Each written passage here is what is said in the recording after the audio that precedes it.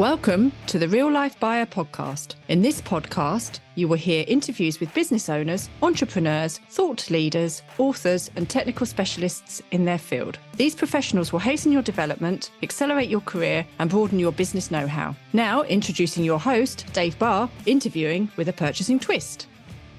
Hello, and welcome to the Real Life Buyer. Today, we're joined by Stacey Hanke, an acclaimed Hall of Fame speaker and author of the books Influence Redefined and her new book, Influence Elevated. She empowers leaders to communicate with impact Monday to Monday. For over 20 years, Stacey has transformed how Fortune 500 executives and teams across industries, from tech to finance, lead with authenticity and confidence. Her influence framework is research-backed, focusing on building trust, mastering everyday interactions, and overcoming common barriers to engagement and influence. In this episode, I'm looking forward to learning actionable strategies for SME business owners on how to make every interaction count for real results. So without further ado, I welcome Stacey onto the podcast. Hi, Stacey. Hey, Dave. Thanks so much for trusting me with all of your followers. This is the part of my day. I love having these types of conversations. Absolute pleasure. We're looking forward to this, and congratulations on your two books. Fantastic milestone. Thank you. Yes, it depends on the day you ask me. If you talk to any author, there's this love-hate relationship right before you publish the book. But no, it's been fun because it's tying into exactly what you're saying about getting actionable ideas of how do you get results really just through the interactions and connections you have. Brilliant. Dare I say it? Do you think you'll be jumping into a trilogy? So a client of mine asked that just the other day, Dave, and I said to them, I go, just wait a moment. This book just came out. No, there will be. There definitely will be. And then a part of me too, I would love to write a children's book just to get one of those out there. But yes, still in my career, I think there definitely will be a fourth book. Brilliant. Wow. That's really impressive. Best of luck with that then. I shall watch you carefully to see when that happens. Right. So let's start off then. I'm particularly always keen to learn how a person develops into a hugely successful person. Now, your LinkedIn story initially refers to kind of 3 early roles over a 6-year period where you focus on training others. Can you unpack what the sequence was? What was the sequence of events that enabled you to make your career transformation from a trainer into a professional keynote speaker? Yeah. It actually, Dave, was flopped. It was keynote came first 24 years ago. And that's all I wanted to do, Dave, just really impact people's lives from that type of platform, because I knew I could get just magnitude of people, impacting them and giving them the how-tos of how to influence. About 3 years into that work, I would receive requests from the audience members, from the leaders, the executives, the sales professionals, teach our teams how to do what you're doing. Well, you listen to your clients. And I realized I am one person. There is no way I can take all of this and make it happen. So I started to build the training company. Well, then from there were even more specialty requests where I was getting requests from CEOs and their executive team to work on their presence. And I thought, wait a second, that's more mentoring. And that's where the company is today. So we do the keynoting, which is my area of expertise. And then I have an entire team that does workshops, and we also mentor a lot of leaders. So it was really just listening to our clients and that request. And then if you're doing a decent job, it's referrals, it's word of mouth. And 24 years into this work, that's where we're at. Fantastic. I always admire people doing keynote speeches to stand in front of such a big audience. And I guess you're still nervous, but definitely. Yeah, definitely. And the key there, Dave, because I receive so many requests from executives that do find themselves in front of larger audiences. Teach me how not to be nervous. My rule of thumb is I won't do that.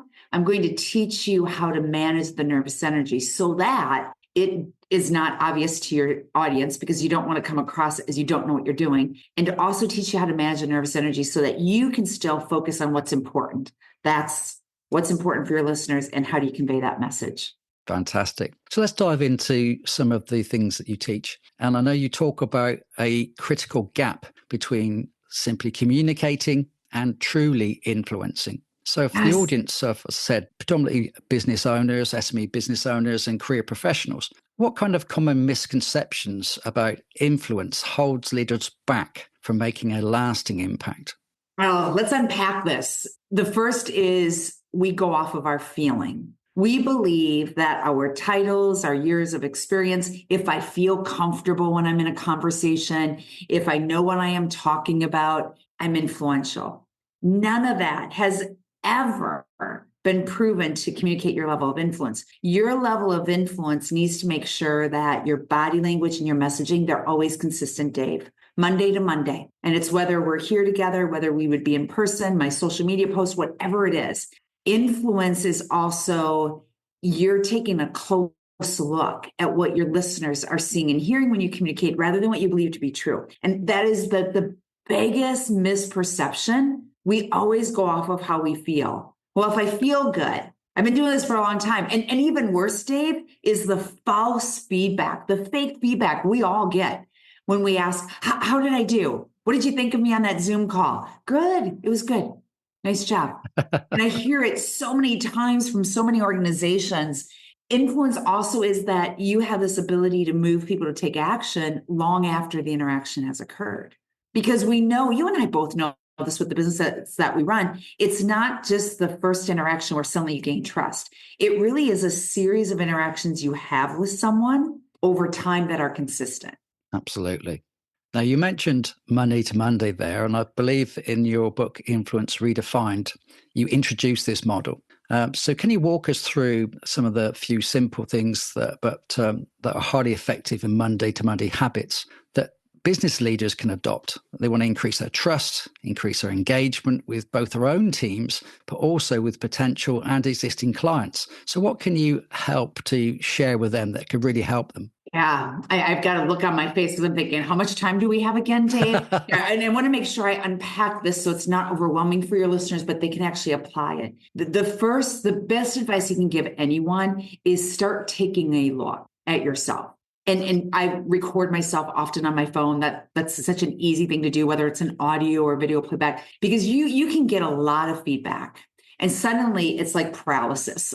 There's so much feedback. Versus when you watch yourself or you listen to yourself on a playback, you get a chance to compare, well, how did you feel in that moment? How do you think you sound? What do you think you said? Versus what really happens. So think of your phone as the eyes and ears of your listeners. That's just step number one. Step number two is really taking a step back and asking yourself, when it comes to influence, what do I want? The answer to that question is going to help you understand what's your baseline, what's your brand, what's your reputation. You've got to have direction first, and then you can start working on the skills. And from there, Dave, it would be two big ones. Brevity. How many times have we left a conference call or a Zoom call or an in-person interaction and you say, I should have said that. I shouldn't have said that. How many times, if you do sales pitches, how many times have you lost a sale because you did not look someone in the eyes? And you'll never know the answer to that because they went somewhere else. Brevity and trust are the two big skills that I work with every leader. It's this whole idea of get to the point, adapt your message on the fly to make sure that your listener follows you so you have greater influence.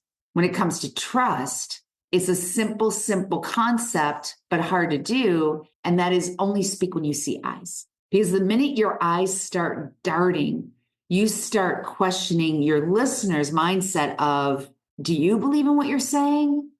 And there's so much research around this idea of trust with the eyes. We've never, if you've never gotten trainings, professional training on how to stay connected with your eyes, whether it's the camera or whether you're in person having a conversation, we don't realize that the fidgeting of the eyes not only will make it hard for you to focus in the moment, but how powerfully it communicates your listener's not important, that there's other things on your mind. And from there, Dave, we really unpack for our listeners, our clients, how do you use those? How do you break it apart based on what you want or where you're currently at by watching your video playbacks? And now let's give you tools to elevate that.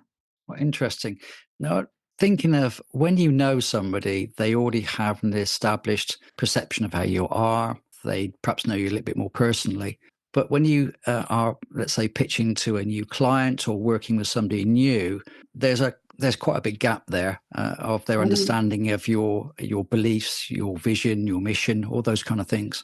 So how do you kind of try and influence those people to align with you a bit quicker? Because it takes time to build that trust. When you have your own team, that's something they gather each day. But when you're trying to make a good impression on somebody relatively new, that can be quite difficult. And sometimes you don't have the joy of waiting 6 months to build a relationship. Are Right. there certain things that you can suggest that help to get the authenticity of yourself across, and you're just not pitching for pitching's sake?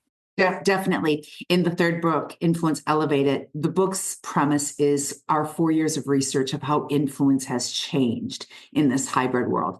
And what does it really take now to truly elevate your influence? One of the chapters in the book, Dave, is I really have seen over the last 4 years, we've lost the ability to communicate with empathy and warmth.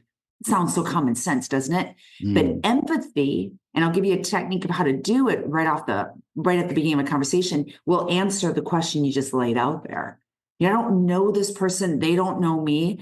They know you from what you're posting on social media. Like that's a whole nother conversation, correct? One of the first things that I will always do, I wanted to make the conversation about my listeners. I call it tapping into their why, making sure that they feel like this conversation is really about me. That's empathy. And when I say tapping in your listeners' why, it's identifying and communicating why is this conversation important to them? Why should they care? Why is it happening right now? For example, when I go on a sales call, I haven't met them ever, first time. One of the first questions I'll ask Dave is, what is happening now, either in your team or in your company, that led you to have a conversation with me today?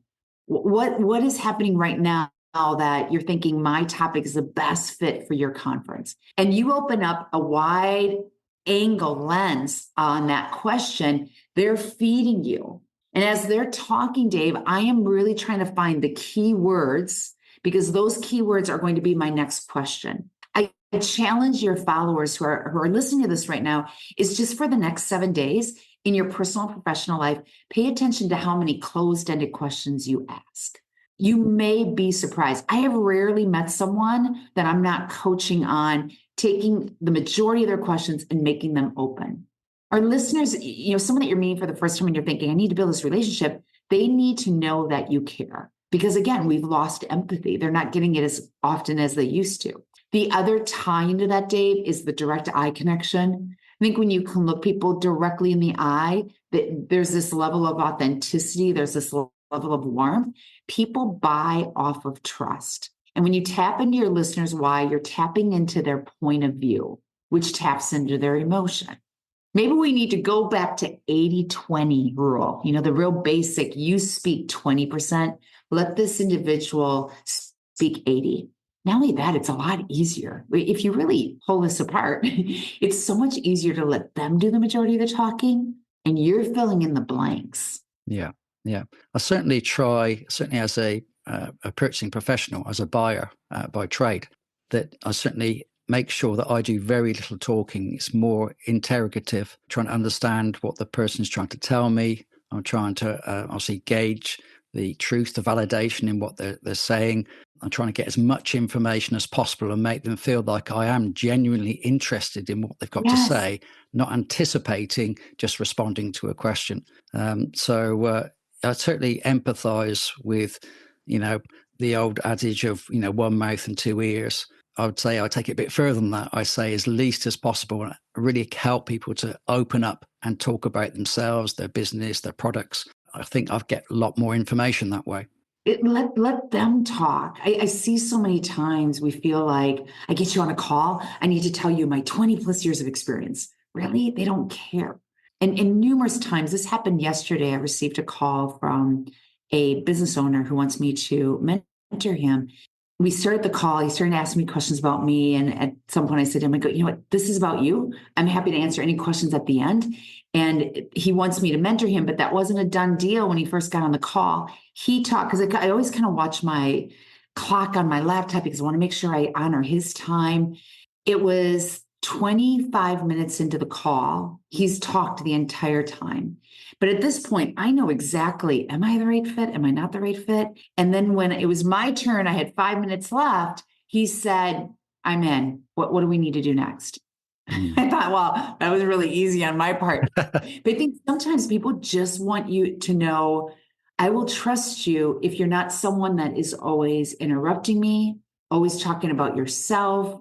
Here's the other thing with empathy. Start paying attention to how many times you say I, especially kicking off a conversation, the beginning of a conversation, or the beginning or the entirety of an email. I. And I'm challenged with that in an email. I'll watch that and I'll think, wow, I'll sit here and try to figure out, I've used 5 I's.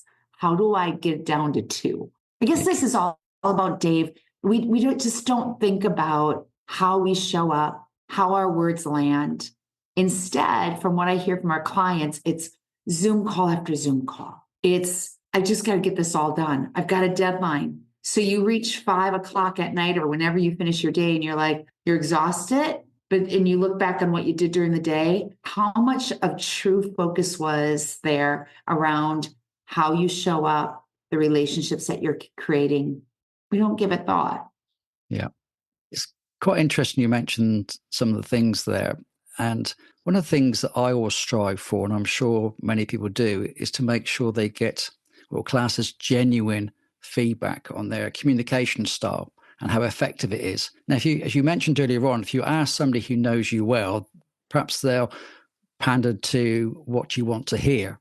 So if you really want genuine feedback, what's the best way? Who are the best people to ask for that? What's the best way to ask for the feedback as well? So it's constructive and objective, and it can really help you change the way you do things for the better.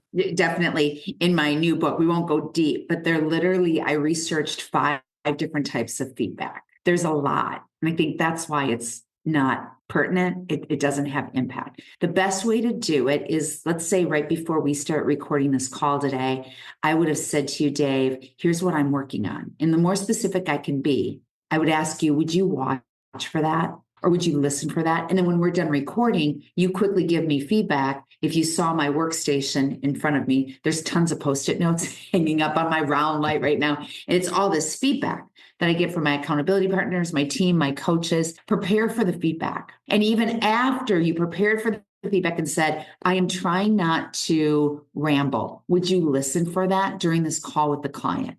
If they cannot interactively coach you in the moment and bring it to your attention, then afterwards, even if your response to me is, well, that was good, you can't do anything with that as the feedback receiver. So follow up with, what did I do? What did I say that gave you most value? Or what can I do? What can I say next time to make sure it's more worth your time? It's your responsibility to figure out what is the feedback you want and then to ask it accordingly. And be careful. Silent feedback, crickets, is not good. And it's interesting because part of my evaluation, my assessment before I mentor a leader are these questions. What feedback have you received? Everyone says it's good. Or, we just culturally, we really don't give feedback because we figure we worked hard to get to these leadership positions. And I'm thinking, oh my. So people are saying stuff behind your back and you have no idea they're saying it. Indeed. It's really honing in and it's asking the right question up front to prepare for the feedback. And then it's up to you to also go deeper on where it is. Okay. I still think, Dave, your best form of feedback is watching yourself on playbacks. It's certainly challenging. I think you really look at yourself in a different way. When I first started podcasting, seeing myself on video, hearing my voice, my goodness, it's horrendous. But now I've kind of got used to it. And it's good to get, as you say, feedback from people who come on the podcast like yourself and from friends and family and colleagues who have now got used to seeing me multiple times. Yes.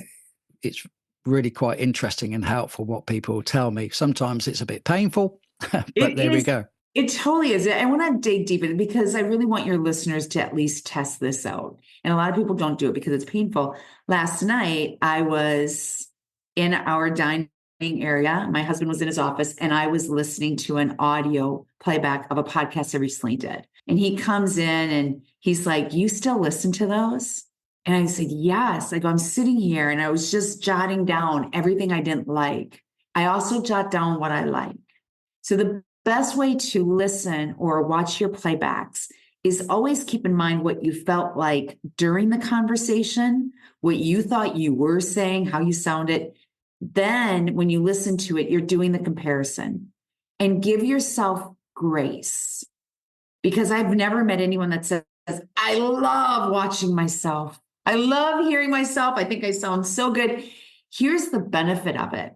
I've watched and listened to myself so many times on recordings. I would lie to you if I told you it's easy. I just keep picking it apart. What it has helped me do, though, even as you and I are talking, I'm really aware of some of the bad habits I have fallen into that my coaches are coaching me on right now. Your awareness increases. Benefit number 2, the more I understood my behaviors, my communication style, the better I can read my listeners. Now, that's important because you've got to always be in their lane if you want consistent influence, part of empathy. Yep. It's interesting you mentioned that you two have coaches, and Yeah. it's something most people don't consider. They see it as a cost, but clearly sounds like you've got more than one coach. What's your, why is it essential from your perspective that you have coaches to help you in your journey? I only know what I know. I don't know what I don't know. We are all, especially if you've been in your industry for a while, you're so close to it that when I have a coach watch one of my keynotes on video and they come back and they'll point out either my behaviors, my content, my interaction skills or lack thereof, I don't know. I don't see it. Now, when they point it out, I go back and I listen and watch and I realize, oh, wow, I did not notice that. It's Right. also, I think, learning, there's something to be said about success in learning. I don't think success continues without learning. What a huge benefit we have, no matter what's going on in the world, no matter what's going on in your life, the one thing you will always have control over is your development. And keep telling you that, what doesn't challenge you will never change you. My coaches always say to me, "Stacey, nothing good happens quickly." And that's the tough thing about what we're talking about with influence and just constant development. This is a journey. You never officially check the box and say, "I'm influential forever. I never need to do this again." This is a journey. And the only way that I think I can continue to grow personally, professionally, I need guidance. And why do it by yourself? Fantastic. It's good to hear. So few people do have a coach or a mentor that helps you. So Right. I think it's excellent advice. Now, something that you've clearly gained lots of experience on is hearing and speaking to very influential people, executive people from big industry and small industries. Now, my audience, I'm sure, will be quite keen to understand, for those people that have smaller businesses, maybe only up to 10 or 15 employees, have you come across any particular communication challenges that is more associated with a smaller business owner? And if so, what kind of things would you recommend that they do to kind of overcome those challenges? Is there anything particular to small business that you can pick up on? Yes. Yeah. I see as a small business that the pressure is a lot because you have to do everything. And the best advice that I've gotten from some of the coaches that I am involved with is you've got to find your right who. Finding that right who to support the things you shouldn't be doing. So you're not in the business, but you're running the business. There's a big difference. That's why it ties back to our previous conversation, is finding the resources in your life that you can have someone that you can lean on, that you can reach out to. I've always thought as an entrepreneur how easy this job would be. And I thought, I'll be going to the Chicago, which is where I live. I'd be going to the Chicago museums on a Tuesday afternoon, and everyone else will just be doing their work. And you know how many times I've been to the museum? It doesn't happen that way. And it's lonely. I think running a small business as an entrepreneur can be very lonely. And the one thing I'm constantly seeking is a network of people that I can lean on, that I can talk to. In your family, I personally want to keep my personal and professional life separate. There's certain things I cannot tell my team. I'm their leader. I can't go to these places that I really need some help. That would be my best advice. Is I've learned over the years, I really am confident with the people that are in my circle. I have people I can constantly reach out to. And from there, always recognizing when am I in the business versus running the business. And at that point, that's usually an opportunity to either create a new position or find my right who. Yeah, absolutely. I'm personally a member of a local business group, people from all different types of businesses. And it's amazing how sharing our challenges and seeking advice from all sorts of different business owners, how healthy and beneficial it is as well. You feel part of a friendship group almost, as well as a business group. Exactly. Yeah. And I find like the more variety of people in the group you have to find what works for you. I find that the more variety, I get so much more resources and help. I love to be able to call to these groups and say, all right, I'm struggling. What did you do? Or do you have anyone you recommend I could talk to? Absolutely. Now, I'm sure there's a number of business owners that are concerned with the challenge of gaining and sustaining employee motivation. In your view, how can leaders communicate in a way that aligns and energizes their team to take positive action, but do the action consistently? Sometimes you can get people motivated for short periods of time, but how do you sustain it? How do you influence that perception, that energy level? How do you keep it high? There's several things that we do because we are all remote. So I've been working in a hybrid world from day one. The one thing is I do a lot of check-ins with my team, and I'm always asking them some hard questions. The first one, when I bring anyone on, I always want to know, what's the best way to communicate with you? What are you looking for in a leader? We always do a 90-day review, which means we get on these team calls and I have them measure backwards. And we talk about in the last 90 days, I want you to just get it on paper, because I believe what you write, you invite in your life. And they write down positive focus from their personal and professional life. I've learned that if they can keep measuring backwards, that when they are in a tough time, they're looking backwards and say, you know what, I did that. I can do this right now. That's a big piece of it. I really want them to have a voice.